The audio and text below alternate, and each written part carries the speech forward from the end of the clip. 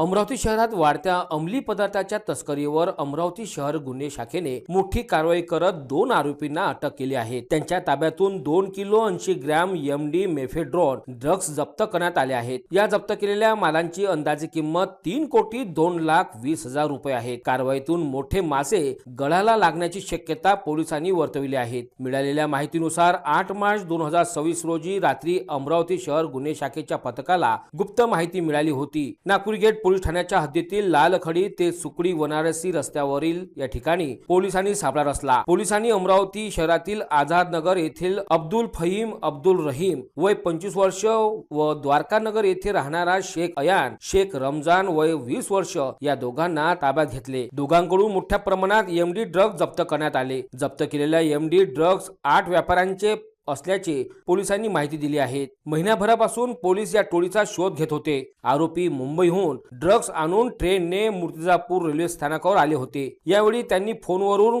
एक कार बोलावली। पोलीस आरोपीचा पाठलाग करीत असताना वाटेतच आरोपींच्या गाडीची ऑइल टँक फुटली। अशा तिघेही ड्रग्ज गाडीमध्येच टाकून शेताच्या मार्गाने पळून गेले। पोलिसांनी त्यांचा सिने स्टाईल पाठलाग करून लालखडी मार्गावरील दोघांना माल व गाडीसह ताब्यात घेतले। पोलीस आयुक्त राकेश ओला यांच्या आदेशानुसार पोलीस ठाणेदार संदीप चव्हाण यांच्या नेतृत्वात गुन्हे शाखेच्या पथकाने ही दबंग कारवाई केली आहे। पोलीस सध्या या ड्रग्ज मागील व्यक्तीचा शोध घेत आहेत। तो माफिया कोण याचा सुद्धा शोधात लागलेले आहेत। शहरातील वाढत्या अंमली पदार्थाच्या तस्करीला आळा घालण्याकरिता भविष्यामध्ये सुद्धा अशी कारवाई सुरूच राहणार असे पोलिसांनी स्पष्ट केले आहे। आपल्या एमडीची तस्करी करणार आहे त्यासाठी काय आपल्या लोकांनी सापळा वगैरे लावला, ट्रॅप लावला आणि संध्याकाळी 1800 वाजताच्या दरम्यान लालखडी ते सुकली जे बनारसी रोड आहे तिथे ट्रॅप लावून ते आपले 2 माणूस त्यांनी ताब्यात घेतले आणि त्यांची कडून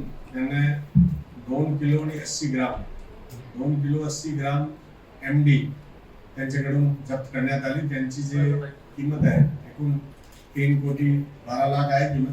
त्याच्यामध्ये 2 आरोपी अब्दुल फहीम उर्फ अब्दुल रहीम वय 25 वर्ष राहणार आझाद नगर अमरावती तसेच शेख अयान शेख रमजान वय 20 वर्ष